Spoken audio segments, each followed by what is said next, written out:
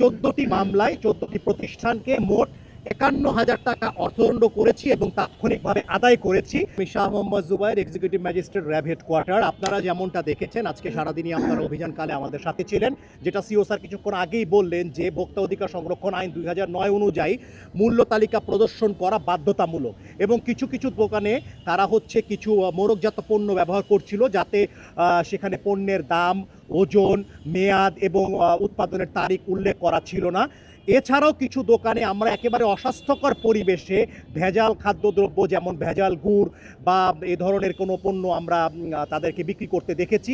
এছাড়াও আমরা তাদের মনিটরিং কালে আমরা যে বিষয়টি আমাদের অ্যানোমেলি চোখে পড়েছে সেটা হচ্ছে বেশিরভাগ দোকানই তারা পণ্যের যে পাকা রসিদ, তারা যে পণ্য ক্রয় করেছে, কত দামে ক্রয় করেছে সেটার পাকা রসিদ আমাদেরকে প্রদর্শন করতে পারেনি।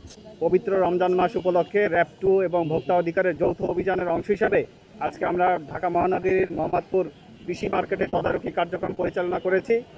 আমরা এখানে তদারকি করে বেশ কিছু খুচরা দোকান, পাইকারি দোকান, মুদি দোকান এবং ফলের দোকান সহ মাছ মাংসের দোকান আমরা তদারকি করেছি।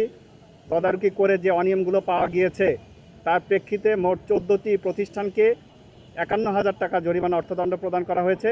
মূল অপরাধগুলো ছিল মূল্য তালিকা প্রদর্শন না করা এবং হালনাগাদ না করা, ক্রয় রসিদ প্রদান সংরক্ষণ না করা, বিক্রয় রসিদ প্রদান না করা এবং মোড়কে মেয়াদ, মূল্য, উৎপাদন তারিখ, ওজন এগুলো না লেখার দায়ে আমরা এই জরিমানা আরোপ করেছি।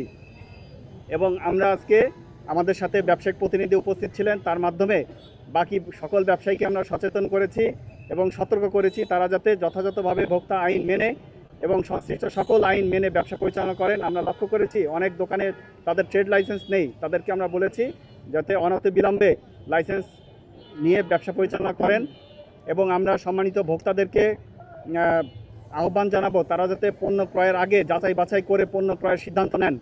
একই সাথে বিক্রেতা বা ব্যবসায়ীবৃন্দের প্রতি আমাদের আহ্বান থাকবে তারা যাতে যথাযথভাবে সকল আইন কানুন মেলে ব্যবসা পরিচালনা করেন, মূল্য তালিকা প্রদর্শন করেন, ক্রয় রসিদ সংরক্ষণ করেন, ওজনে কারচুপি না করেন এবং যত আইন আছে সবগুলো মেনে যাতে তারা ব্যবসা পরিচালনা করেন আমরা তার আহ্বান জানিয়েছি।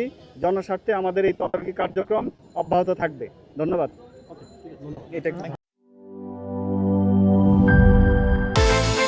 বিকাশ পেমেন্টে 10,000 টাকার বেশি অফার, শপিং চলছে তো।